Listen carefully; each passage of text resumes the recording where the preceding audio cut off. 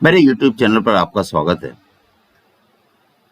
पिछले कुछ दिनों में बहुत सारी रिक्वेस्ट मिली मल्टीपल डीलरशिप नियम के बारे में एक वीडियो बनाने के लिए। उसी श्रृंखला में मैं ये वीडियो बना रहा हूँ। इस वीडियो में मैंने वो डीलरशिप इंक्लूड की है जो कि इंडिविजुअल एप्लीकेंट के लिए है, अर्थात कंपनी और सोसाइटी द्वारा चलाई गई डीलरशिप को मैंने इस वीडियो में इंक्लूड नहीं किया है। क्या होता है मल्टीपल डीलरशिप? एक्चुअली भारत सरकार ने हमेशा पेट्रोल पंप को एक रोजगार और बिजनेस का अवसर माना है और चाहा है कि हर किसी व्यक्ति को इस रोजगार या बिजनेस का अवसर मिले। इसीलिए उन्होंने मल्टीपल डीलरशिप नॉर्म लागू किया, जिसमें किसी भी एक फैमिली यूनिट में उनके पास सिर्फ एक ही ऑयल कंपनी की डीलरशिप हो सकती है। यह सारे नियम हम इस वीडियो में देखेंगे। इसके पहले कि मैं इस वीडियो में आगे बढ़ूं, मैं आप सभी से रिक्वेस्ट करता हूं कि आप इस चैनल को सब्सक्राइब करें तथा बेल आइकन दबाएं, ताकि जब भी मैं कोई नया वीडियो पोस्ट करूं आपको इमीडिएट अलर्ट मिल सके। और साथ ही साथ उम्मीद करता हूं कि आप इस वीडियो को लाइक करेंगे, कमेंट करेंगे तथा अपने साथियों के साथ शेयर करेंगे। मल्टीपल डीलरशिप को समझने के लिए आपको कुछ चीजें जानना जरूरी है, जैसे कितने प्रकार के रिटेल आउटलेट होते हैं। सबसे पहला होता है रिटेल आउटलेट, जिसको कॉर्पोरेट फंड स्कीम में डेवलप किया गया है। इसमें क्या होता है कि कंपनी जमीन को परचेस करती है या लीज पे लेती है और अपना पैसा लगा के रिटेल आउटलेट को डेवलप कराती है। दूसरा होता है अदर कॉर्पोरेशन ओन साइट, जिसको सीसी साइट या फिर ए साइट भी बोलते हैं। इसमें भी कंपनी जमीन को परचेस करती है या लीज पे लेती है और अपना पैसा लगा के डेवलप करती है। तीसरा होता है डीलर ओन साइट, जिसे डीसी साइट या बी साइट बोलते हैं। इसमें क्या होता है कि कंपनी जमीन को ना तो परचेस करती है ना लीज पे लेती है, अर्थात डीलर का जमीन के ऊपर पूरा कंट्रोल होता है। उसके एवज में डीलर पूरी जमीन को डेवलप करता है और उसके ऊपर सुपर स्ट्रक्चर जैसे sales room building, canopy, live warehouse आदि सब बनाता है। और कंपनी का जो इन्वेस्टमेंट होता है वह पंप, टैंक, ऑटोमेशन, साइनेज इत्यादि के ऊपर होता है। तो ये 3 टाइप के रिटेल आउटलेट होते हैं। इसके अलावा जो मल्टीपल डीलरशिप नॉर्म है वो सभी पीएसयू डीलर्स के ऊपर लागू होती है।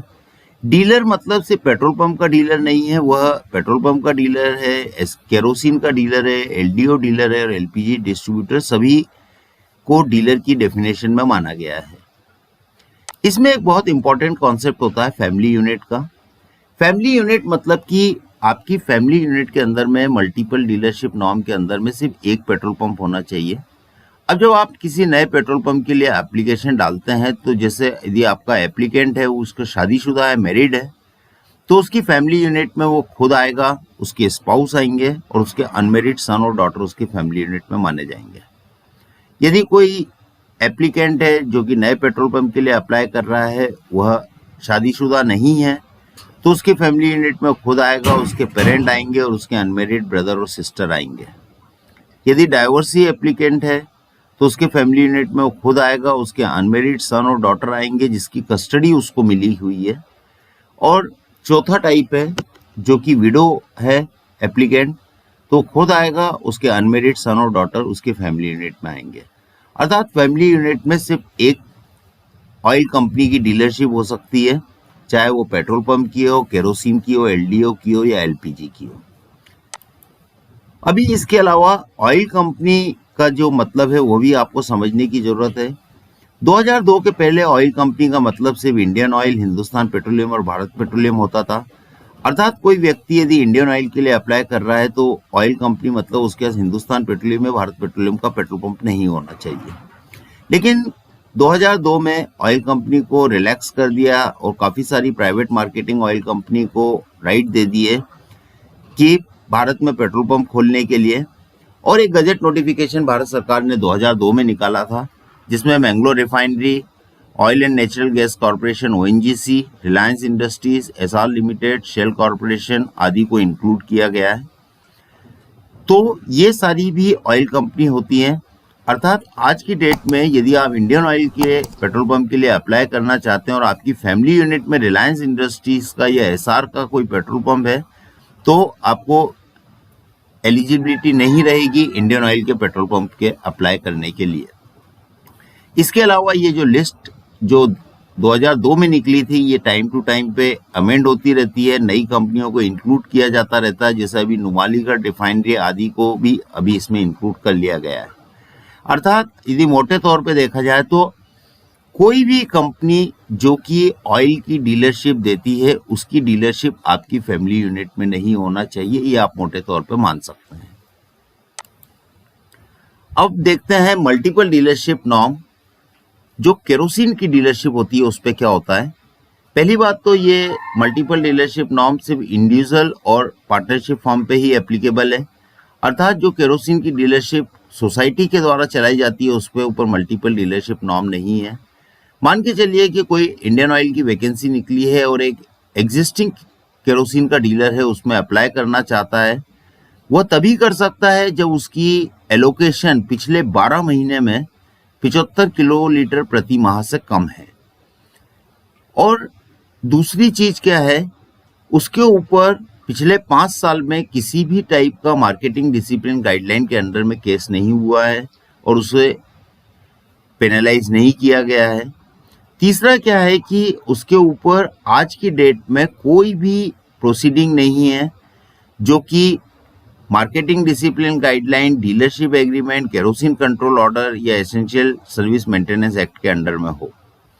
यदि ये सारी कंडीशन मीट करता है तो एक केरोसिन का डीलर जिसकी एलोकेशन पिछले 12 माह में 75 किलोलीटर प्रति माह से कम थी, वह एक नए पेट्रोल पंप के लिए अप्लाई कर सकता है।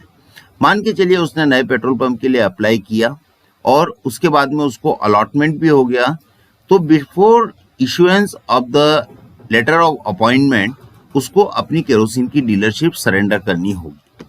तो ये नॉर्म है केरोसिन डीलरशिप के लिए। Multiple dealership norm for a और सीसी साइट, जिसे अदर कॉर्पोरेशन साइट भी बोलते हैं, जिसमें कंपनी जो है लैंड को लीज पे लेती है और परचेस करती है और अपने खर्चा करके पूरा पेट्रोल पंप को डेवलप करती है।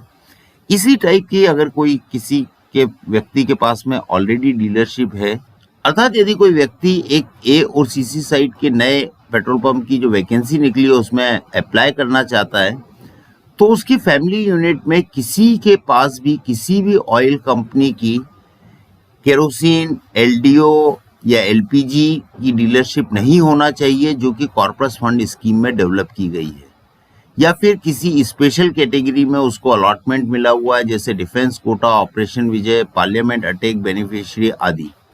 ना तो उसकी डीलरशिप होना चाहिए, ना ही उसके पास एलओआई होना चाहिए।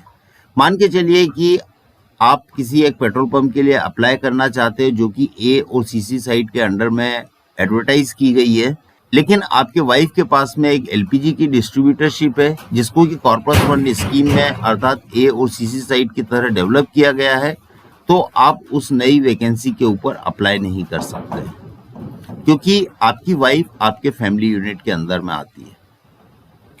यहाँ पर मैंने फैमिली यूनिट का डेफिनेशन वापस से दिया गया है जिसे आप ध्यान रख सकते हैं।